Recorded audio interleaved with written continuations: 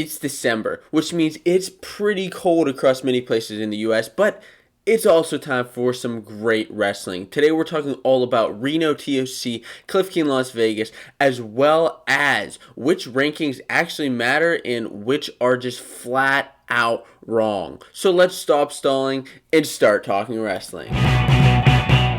What's going on, wrestling fans? My name is Josiah, and welcome to the Fanco Wrestling Show, the #1 wrestling podcast on YouTube. If you are a fan of wrestling content, then this is the place that you need to be. And one great way to help out the channel is by just hitting the subscribe button. That's a great way where you'll get constant content every single week all about wrestling, especially college wrestling. And this week, it's a little bit of a lull, but we'll kind of hit that in a little bit. But the great thing is there are some great tournaments coming up. And then the first one that came up is, of course, Cliff King, Las Vegas, as well as Reno ToC. And we'll be discussing that in just a little bit. But there are a couple topics first that we want to talk about going on in the world of wrestling. And in the world of wrestling, of course, is where I talk all about things that aren't necessarily main topics, but I want to get out there and discuss them with you great wrestling fans. Now, the first thing is a couple of dual meets that happened over the last weekend.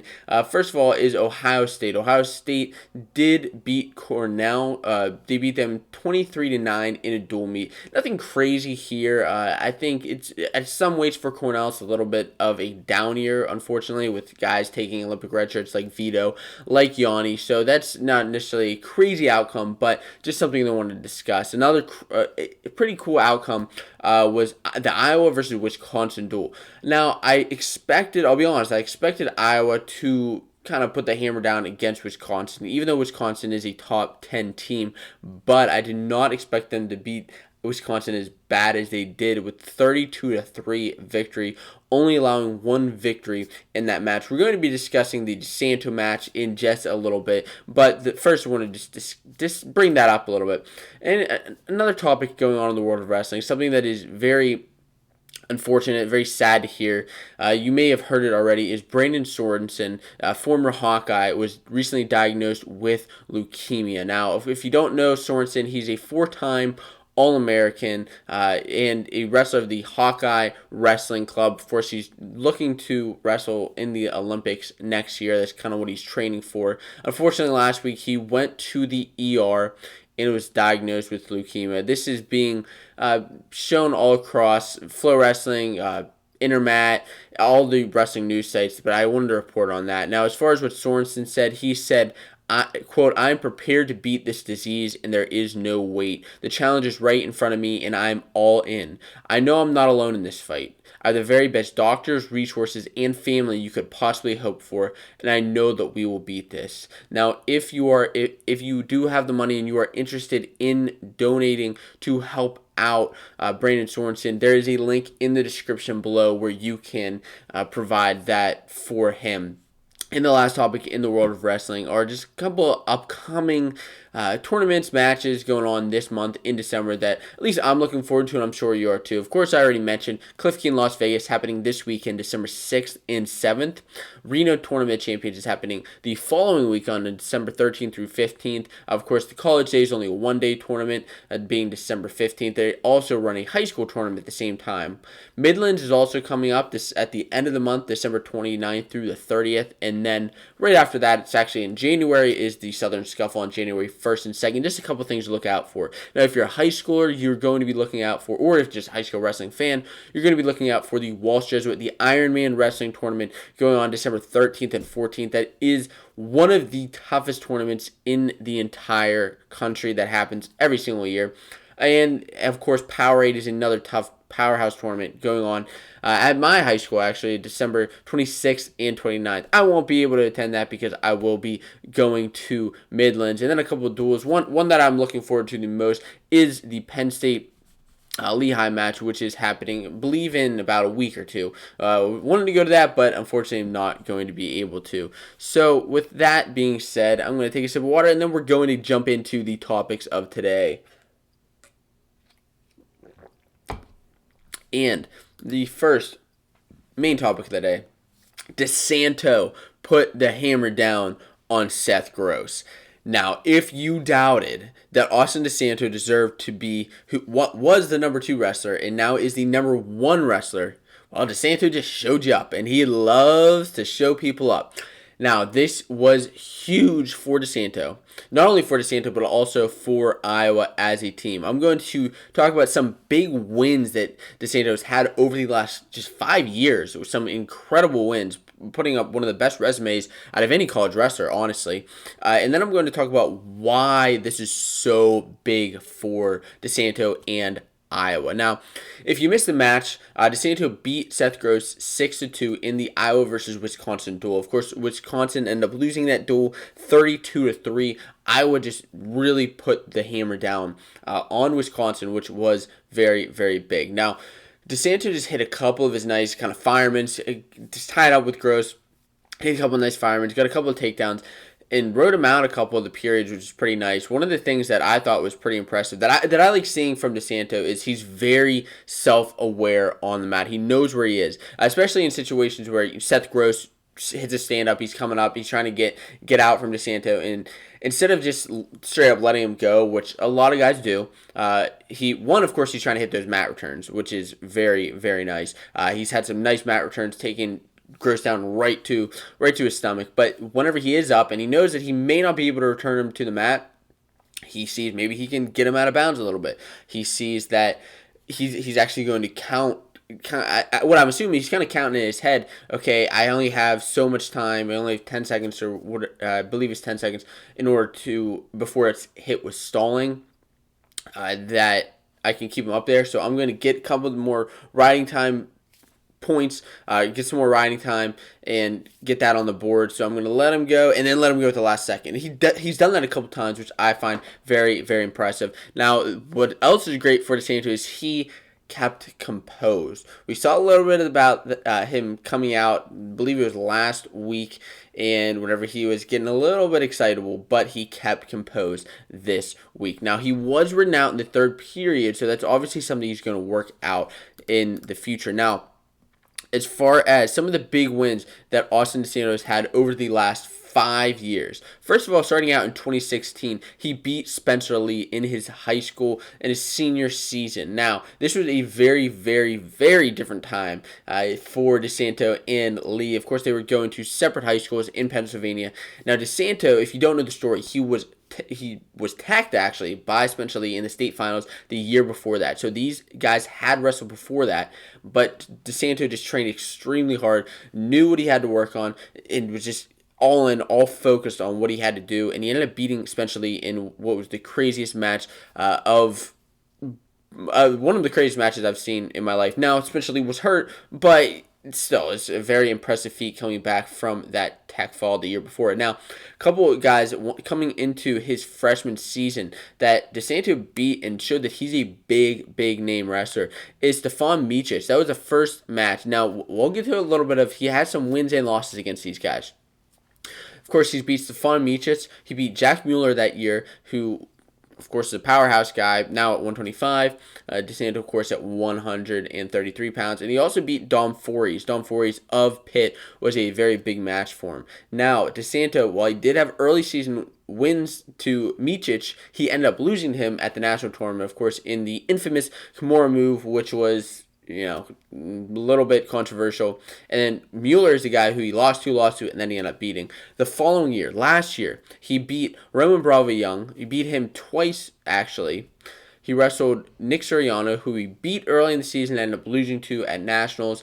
Lezak was a guy he went back and forth with all year, as well as Austin Gomez is a guy he lost to and then ended up beating.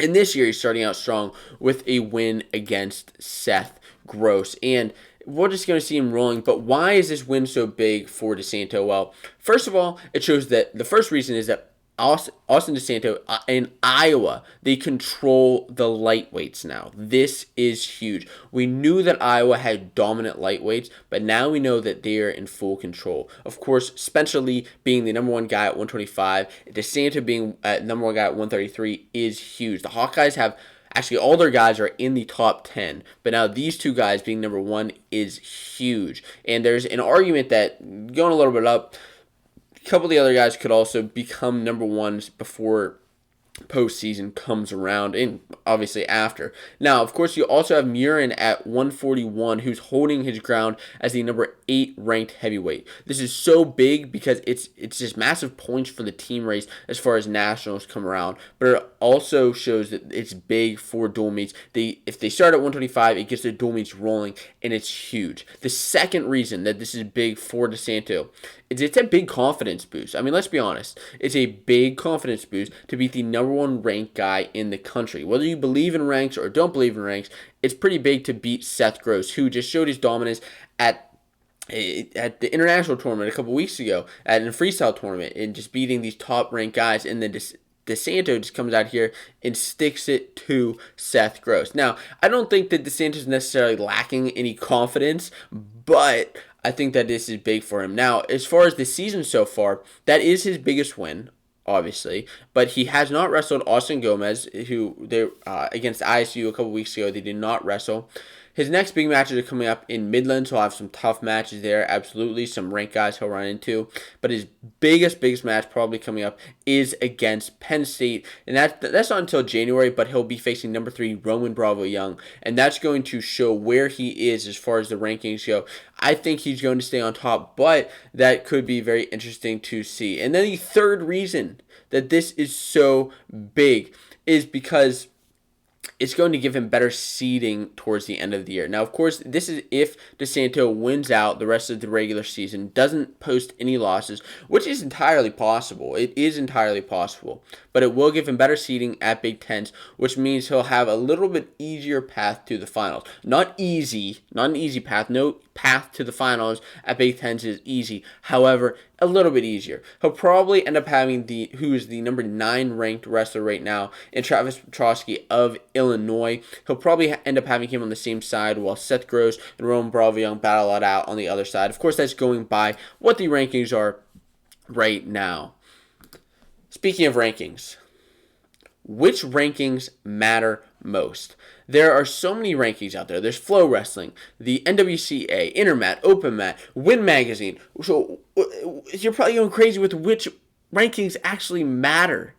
Which matter? I'm going to tell you which rankings matter and which to follow and which actually have implications. Now, if we're speaking very generally, none of the rankings really matter. It matters what you do in March. Okay, it matters what you do at the national tournament. And that's how I believe a lot of wrestlers should view the rankings. If you are a wrestler, if you're a high school or college wrestler, whatever you are, you shouldn't get caught up in the rankings. However, if you are a wrestling fan and you love seeing upsets, guys beating number 1 ranked guys, just like this past weekend with DeSanto, crazy things going on, you like to follow the rankings. So I'm going to tell you the best individual rankings and the best team rankings. First of all, the best individual rankings that I have found is Flow Wrestling. These aren't necessarily official, I guess, but they're the most official that there are out there. And I believe that they're fair, they're honest, and they're analyzed to a T. If there's somebody who beat somebody, then lost to them, and they're pretty fair with that on a regular basis. I'm going to give you an example. There are a couple examples from this season. Of course, with Seth Gross losing to Austin DeSanto, Seth Gross just moves down 1, and then DeSanto just moves up 1. That's an easy one. That's a simple one. But what about it with a situation like a Gage Curry of American? Gage Curry at 125 pounds just beat number 13 Killian Cardinal of Old Dominion at the Navy Classic. Now, he actually lost to him earlier in the season, but Cardinal actually beat Camacho earlier in the season, who was a ranked guy. So this is, and I should mention that Gage Curry is an unranked wrestler. I'm using this situation because it's a little bit crazy, and I think that it's important to discuss. So as far as everything going on, now, what happened also is that Curry lost to Nick Aguilar of Rutgers at the Navy Classic. So where the heck do you rank all these guys? Aguilar was an unranked guy. Gage Curry was an unranked wrestler. But Cardinal was ranked early on because he ended up beating Camacho. So it's all over the place. What Flow Wrestling ended up doing was now Carnell's number 13. Curry is number 20 because he has a win and a loss to Carnell, as well as Nick Aguilar, who didn't beat Carnell, but he did beat Gage Curry, so he's right in the middle of that. So 13 is Carnell, 16 is Aguilar, 20 is Gage Curry. That is where the rankings make sense. It's just a little scenario of why I believe Flow Wrestling is the most fair as far as the rankings go. Now, as far as team rankings, which matter the most? There's so many out there. Flow, like I said, Intermat, OpenMat, you'll see them everywhere. Even people just doing rankings on their own. Like the rankings that matter are the NWCA. These are the rankings that the NCAA uses. What is the NWCA? It's the National Wrestling Coaches Association. This means that the head coaches vote every single week. The head coaches of every college wrestling team votes on who the top 25 teams are. And then points are accumulated based on their thoughts, and that's kind of what happens there. And those are the most official rankings. These are where you'll see if it says number 1, Iowa. That's from the NWCA if you're watching the dual meet. These are, like I said, voted on by college coaches, use in official broadcast. So the rankings that do matter most are Flow Wrestling for individual as well as NWCA for the team. Now, as far as how the top 5 teams should be ranked,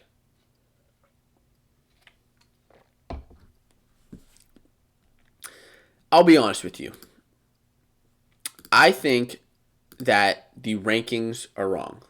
I think that the rankings are wrong as far as the NWCA rankings are, which are the official rankings. The top 5 teams should be ranked in a different order than they are.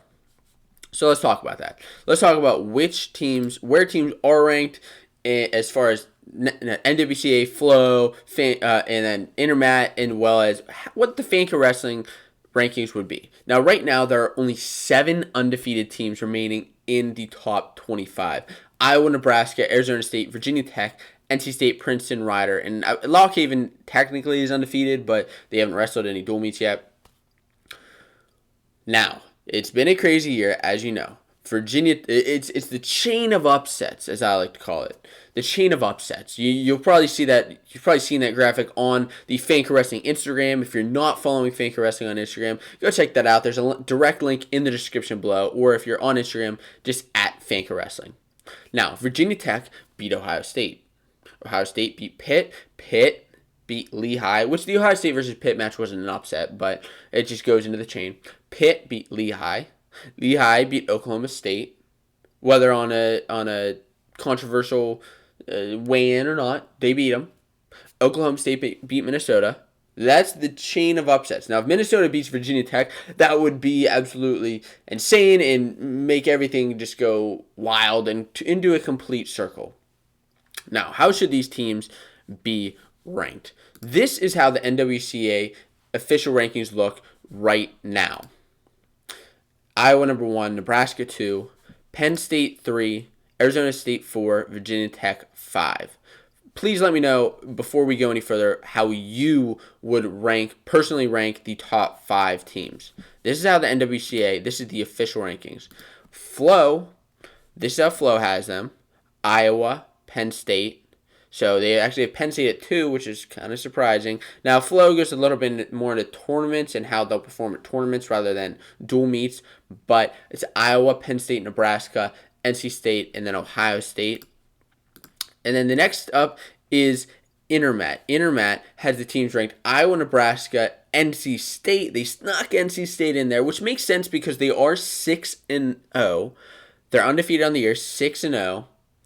Then Arizona State. Then Penn State all the way down at number 5, which to me seems a little bit off.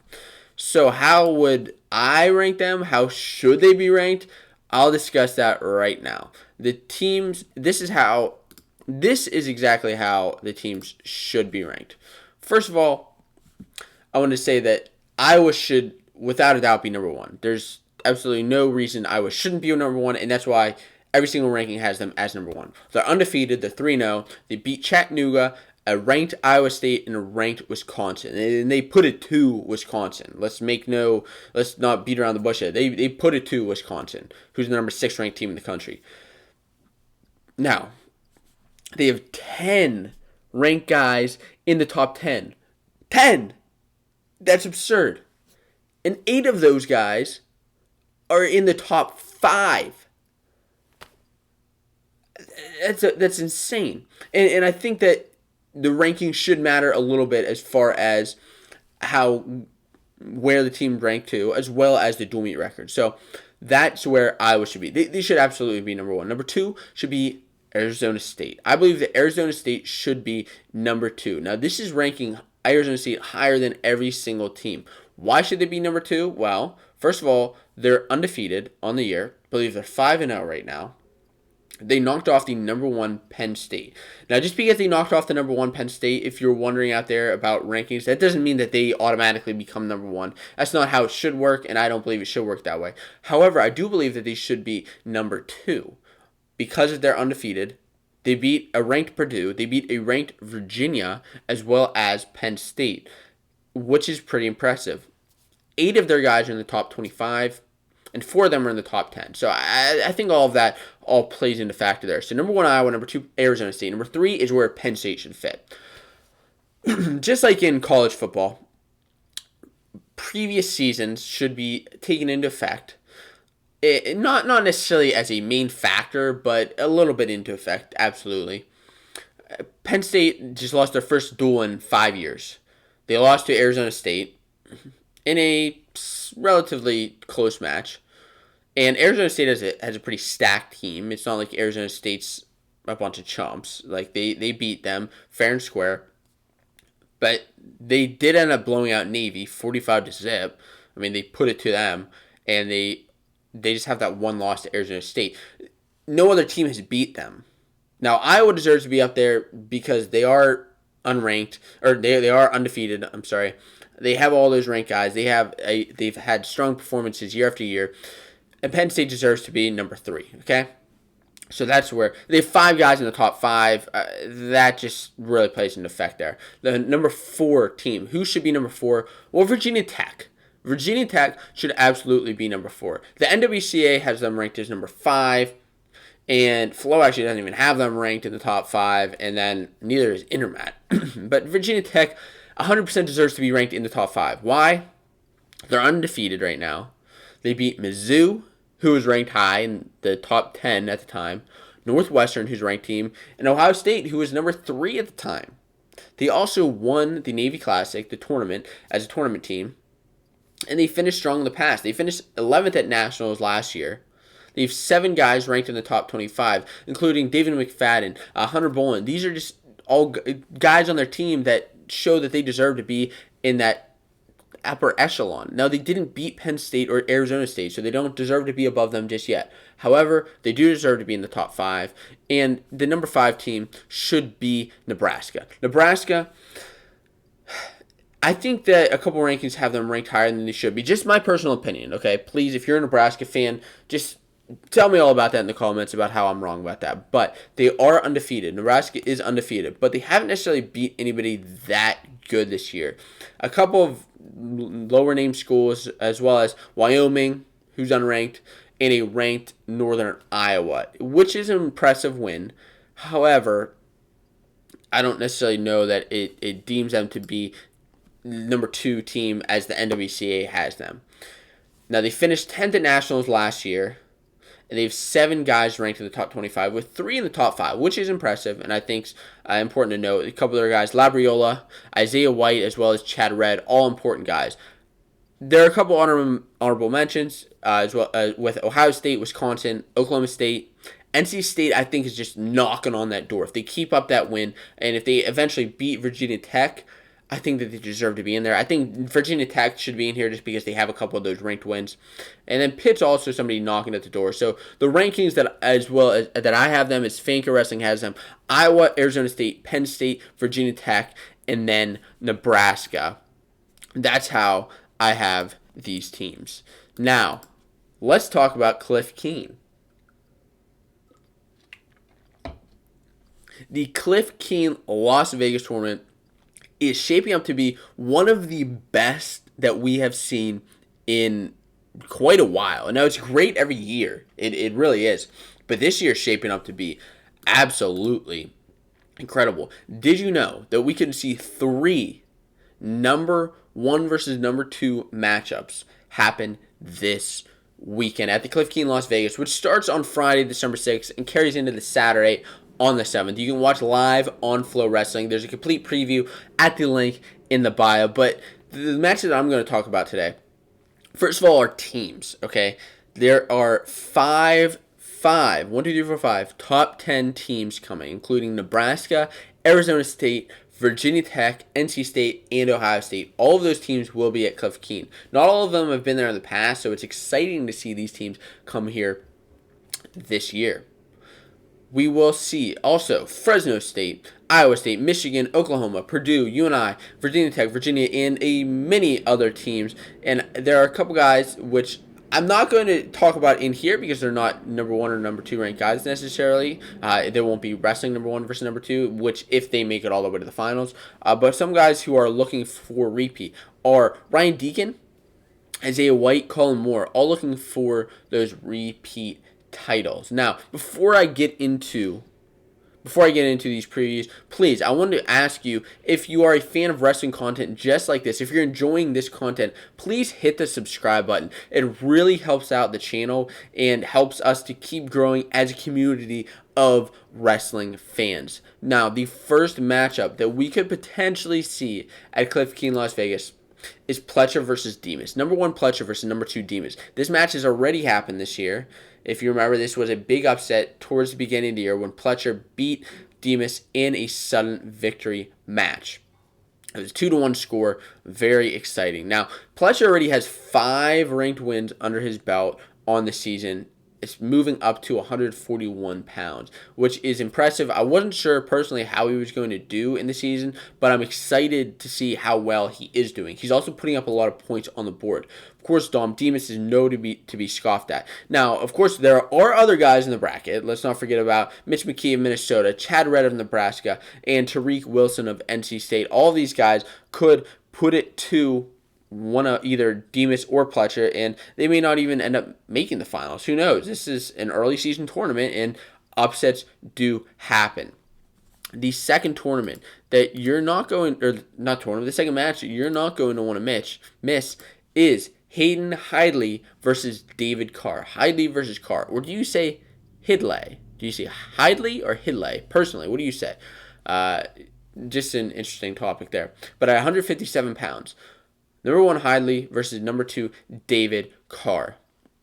Now, David Carr, I was excited. He was one of my top freshmen to watch coming into this season, but once he knocked off Caleb Young in the Iowa State versus Iowa duel, he was on a lot of people's radars. If you're a Fanco Wrestling fan, you already followed him before that. You already knew he was going to make some big moves this season. Now, Hidlay, of course, is a turner. He's had 5 tech falls this season, always going for those techs, always going for those pins. He's in national finals as well as last year was a semifinals, always just knocking on the door of Jason Knopf, just couldn't quite get there. Last year, the controversial call, of course, but this year, he's turned over a new leaf and he's ready to roll. But Carr only has a few college matches under his belt. Of course, last year he redshirted, so he had a bunch of matches there, but this year, just a couple of matches under his belt. He's going to have to find a way to get to Hidlay's legs and take him down. I think that's one of the keys here that's going to be important for David Carr beating Hidlay. But of course, these aren't the only 2 guys in the weight. You're also going to have number 4 Deacon of Northwestern, who Hidlay has a win over. You're also going to see Will Lewin and Ja'Cory Teamer. I'm interested to see how Teamer does as Arizona State's number 22 ranked wrestler. He's had a solid year so far, and I'm interested to see where he goes. This could be a tournament where he makes a name for himself.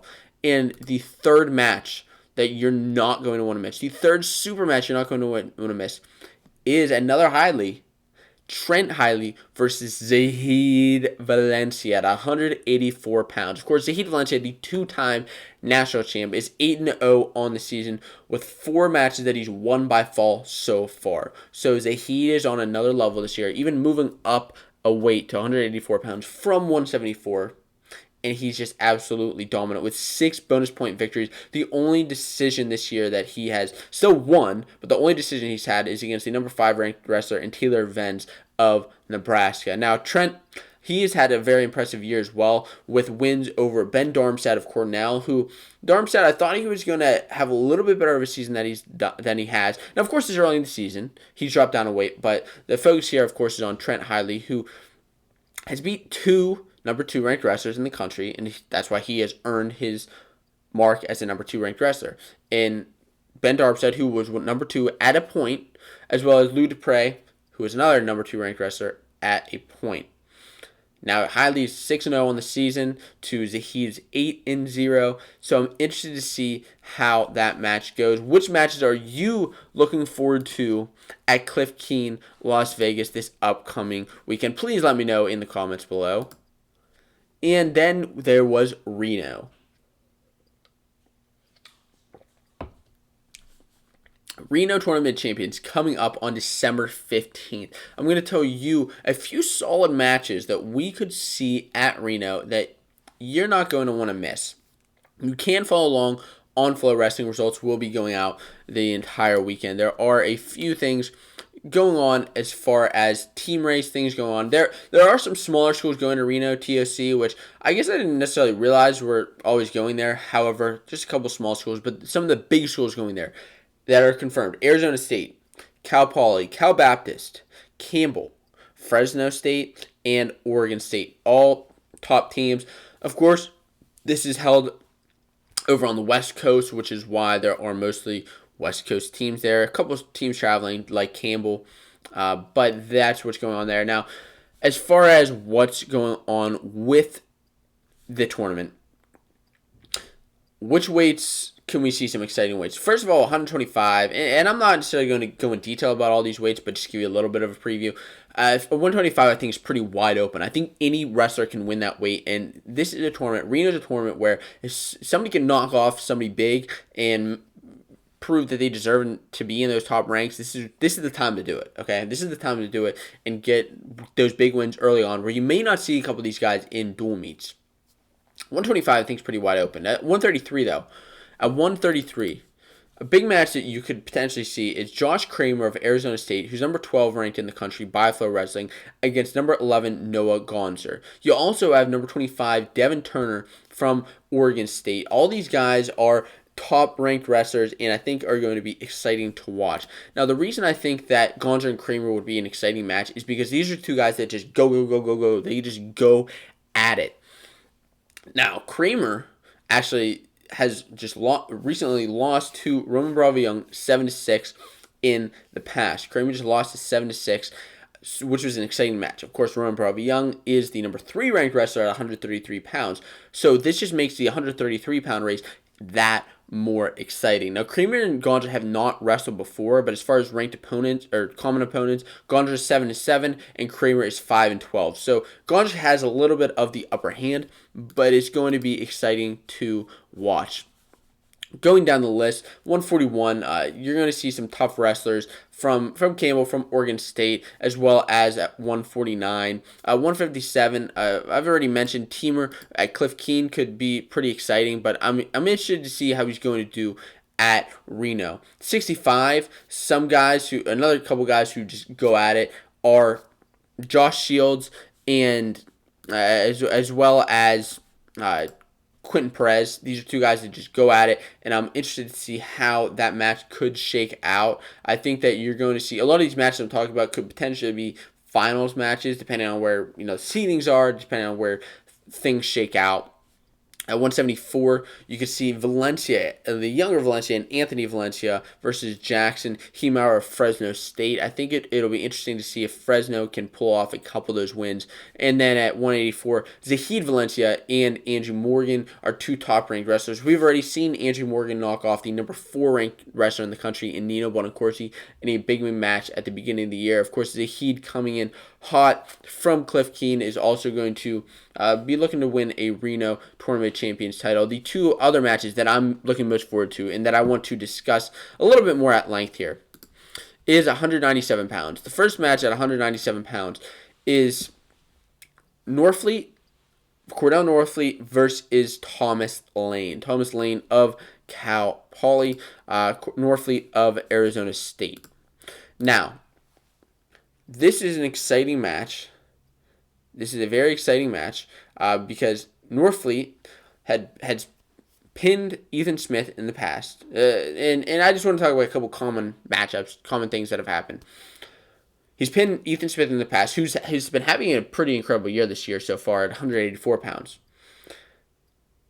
And Smith, of course, just beat McFadden.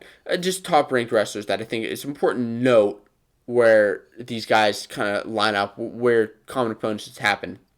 Now, Norfleet, you may know, just recently beat Kyle Cannell in the Arizona State versus Penn State duel, who just doubled through Cannell about 4 or 5 times. So that's something, of course, that Thomas Lane is going to have to look out for. This is a match, number 20 Norfleet versus number 10 Lane, where I think could be very interesting to see what exactly happens there. And I'm excited to see. Now, Lane, of course, has a few wins on the season so far.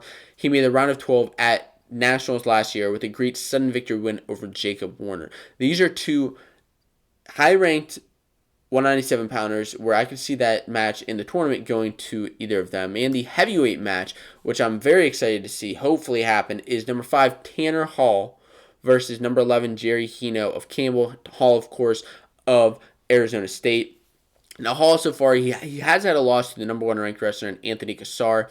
He had a decent match with him. I think a lot of that came down to Cassar just trying to go for the pin because it would have put Penn State over the top. But Hall lost to Cassar. He also lost to Tate Orndorff on the season. But he does have a couple wins, and he is a highly regarded wrestler, and I'm interested to see Hino. Although he does have a loss on the season to Demetrius Thomas, he does have a title from the Navy Classic with beating a couple of top-ranked wrestlers. So if this match happens, I'll be excited. Now, these two, what's exciting, which possibly one of the most exciting matches of the tournament, is these two have already wrestled 5 times. They've wrestled 5 times so far in the course of their career.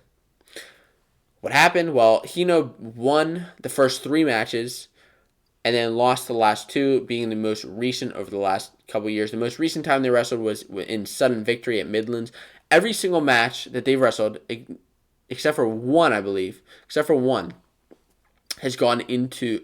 been by 1 point going to either guy. 1 point. So that's why I think that this match is going to be a heck of a match. Now, guys, that is going to do it for the Fanco Wrestling Show. If you are a Fanco Wrestling fan, the best way to support the channel is by checking out the merchandise on the Fanco Wrestling shop. Now, this hat is not available yet. If you're interested in seeing hats like this, please leave a comment below, because then that only helps me to know what you want to see. Of course, the rest of the t-shirts are in the description at the Teespring store. The next best way to help out the channel is by hitting that subscribe button and commenting below. I love engaging in discussion with you wrestling fans, because you always have some very exciting things to talk about, some very controversial things to talk about, but I like to talk about that. And the third best way to help support the channel is by following at Fanco Wrestling on Instagram. The Instagram has grown from 0 subscribers just a couple months ago all the way up to 2,000, so we are growing. And this channel is maybe hitting the 10,000 mark this year, so please be looking out for something very exciting coming soon. Until then, guys, keep watching wrestling.